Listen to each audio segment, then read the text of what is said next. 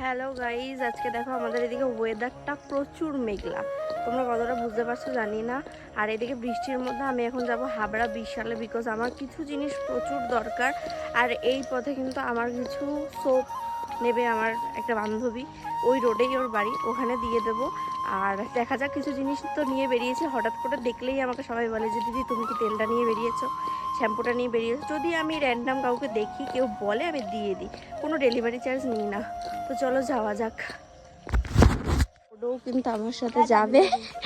আর আমরা মোড় থেকেই টোটো পেয়ে গেছি। তো চলো, আজকে কিন্তু সেই মজা, বেশি হাঁটতে হবে না। এদিকে বৃষ্টিও পড়ছে। স্টেশনে যাব দুজন। কে এখান দিয়ে ধরলে আবার বেশি ভাড়া নাকি? এখান দিয়ে ধরলে কি আবার বেশি ভাড়া নাকি? আবার 30 টাকা কেন? 20 টাকা নিলে চলো, নাহলে আমরা হাইটটাই যাবো। আর এরপর কিন্তু টোটোওয়ালা কাকুর সাথে ঝগড়াঝাটি করে হলেও 20 টাকা দিয়েই বস আমরা স্টেশনে নেমেছি। 10 টাকা এক্সট্রা দেবো না মানে ব্যাস দেবো না। আর এরপর দেখো চলে এসেছিলাম রাজদীপের বাড়ি, কারণ ওর সাথেই যাব। তোমরা জানোই অবভিয়াসলি আমি যেখানেই যাই ওর সাথেই যাই, বাকি সেরকম আমি কারোর সাথে বেরোই না। আর এইদিকে দেখো, এটা হচ্ছে কি আমাদের খুবই সোনা, মানে এটা হচ্ছে কি রাজদীপেরই ভাই হয়। আর আমার কাছেও তাই, ও আমাদের কাছে খুবই আদরের। ওকে একটু আদর ফাদর করে নিয়ে কিন্তু এই যে আমরা বেরিয়ে গেছিলাম। আর যেহেতু হচ্ছিল বৃষ্টি, সেই কারণে কিন্তু আমরা 4 চাকায় করেই বেরিয়েছিলাম। আর অনেক জিনিস নেওয়ার ছিল, যেই কারণে বাইকে করে ওগুলো আনা সম্ভবও ছিল না, সেই কারণেই কিন্তু 4 চাকা নিয়ে আমরা বেরিয়েছিলাম। এরপর দেখতে দেখতে কিন্তু গাড়িতে উঠে গেলাম। আমার সত্যি কথা বলতে গাড়িতে করে যেতে অন্য কোনো সমস্যা হয় না, সমস্যা একটাই, এসি চালালে আমার ভীষণ বমি পায়। আমি এর আগের ব্লগেও বলেছি, আমার ভীষণই বমি পায়। আমি জানি না কেন এই সমস্যাটা আমার হয়। আর এরপর দেখো গাড়িতে না মিউজিক সিস্টেমে একটা প্রবলেম হচ্ছিল, যার জন্য গান চলছিল না। অনেক চেষ্টা করে কিন্তু রাজদীপ ফাইনালি আমার পছন্দের একটা গান চালিয়ে দিয়েছিল, তাই জন্য ওর সাথে একটু ছ্যাবলামও মেরে নিচ্ছিলাম। আর এদিকে তোমরা তো দেখতেই পাচ্ছ, গান শুনতে শুনতে কিন্তু আমরা মোটামুটি এগিয়ে যাচ্ছিলাম। তা রাজদীপ বলল আমরা যখন একা একা যাচ্ছি দুজনে, ওর একটা ভাইকেও কিন্তু একসাথে নিয়ে যাবে। তো আমি বললাম চল, যেই কথা কি সেই কাজ। আর এইদিকে দেখো দেখতে দেখতে আমরা গল্প করতে করতে কিন্তু বিশালেও চলে এসেছিলাম।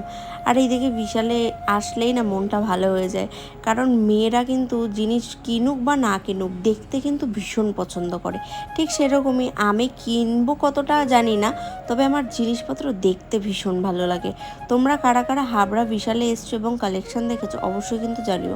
আমার কিন্তু বিশালের কালেকশানগুলো বেশ দারুণ লাগে। আর এরপর দেখো উপরে চলে যাচ্ছিলাম। উপরের ফ্লোরেই কিন্তু ছেলেদেরও জিনিস পাওয়া যায় এবং গ্রসারি আইটেমগুলোও পাওয়া যায়।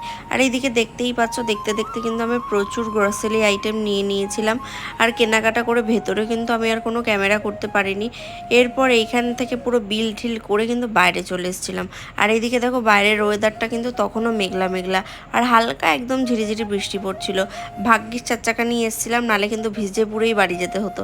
যাকগে, এইদিকে দেখো আমরা এত বাজার করেছি, এত কস্টলি আইটেম নিয়েছি, মানে মনে হচ্ছে বিশালে যা ছিল সব নিয়ে নিয়েছি।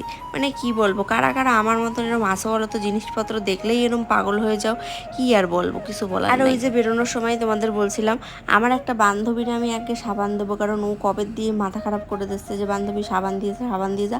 ওই লাইনেই ওর বাড়ি, শ্বশুর বাড়ি, সেইখানেই দিলাম। কিন্তু বলতেছিল ফুচকা খাওয়ার জন্য, যেহেতু আমার নিরামিষ, আমি সেই জন্য আর খাই না। আর ওই দিয়ে দেখছো জামাইবাবু আমার দেখে লুকায় পড়ছে, ভাবতেছে যে শালি দেখে যদি কিছু চাইয়ে বসে, কিন্তু আমি তো ওরম শালি নই, আমি খুব ভালো। আর এরপর দেখো কিন্তু গান শুনতে শুনতে আবারও চলে আসছিলাম আমরা গোবরডাঙ্গার দিকে। যাইতে যাইতে তোমাকে আরও একটা কথা বলি, তোমরা অনেকেই আমার এই ভাষাটা খুব পছন্দ করো, বলো দিদি তুমি এরম ভাষায় ব্লগ করলে বেশি ভালো লাগে, আমার এই ইনবক্সেও বলছো তোমরা। যাকগে সেসব বাদ দাও। আবার অনেকে বলো দিদি তুমি কেন ডেলি ব্লগ করো না? তো তাদের ক্ষেত্রে বলি বোন, এই যে আমার দেখতে পাচ্ছ গাড়ির মধ্যে কত তারিখের ব্লগ আমি এত দিন পর এডিট করে দিলাম। মানে সত্যি কথা বলতে ব্লগ থাকে আমার এডিট করতে এত ল্যাদ লাগে, এত ল্যাদ লাগে, মানে ল্যাদ খাইতে খাইতে আজকে ব্লগটাতে আমি ভয়েস ওভার দিচ্ছি। যাই হোক, প্রত্যেক দিন ব্লগ দেওয়াটা আমার এই জন্য মানে পসিবল হয় না। তার মধ্যে তো তোমরা জানোই আমার প্রোডাক্টের চাপ এত থাকে, আমি ব্লগ দিয়ে উঠতে পারি না প্রত্যেক দিন ডেলি ব্লগ।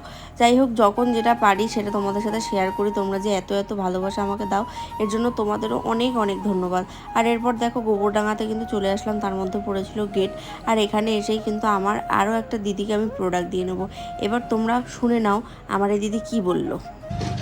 আসো মিঠুদি, এই যে এইদিকে এইদিকে আসো। থেকে আসলি? আমি দিয়েতে গেছিলাম। কোথায়? হাবড়া হাবড়া। হাবড়ায় গেছিলি? হ্যাঁ। আমার চিরুনি কই? নেই গো, দিবি কিন্তু আমায়। আজকে আসবে রাতে। রেখে দিবি আমার জন্য। ঠিক আছে, আমি রেখে জানি দেবো। সামনের মাসে চুলটা রিভিউ নেবো। দিয়ে দাও একটা, কেমন? তোর হেয়ার অয়েল দারুন, একদম অসম। কটা নিলে? এই নিয়ে 3টে। এই নিয়ে 3টে 4টে নেওয়া হয়ে গেছে। আর কাকুরাও তো মাছ ছেড়ে, দীপক জুয়েলার্স সবাই চলে এসো। প্রত্যেকে নিয়ে নেয় এবং আমি তো ভীষণ অ্যাডি। তেলটা ভীষণ ভালো কাজ দিচ্ছে, একদম। বলার মতো না। লাইভ রিভিউ তোমাদের দেখিয়ে দিলাম।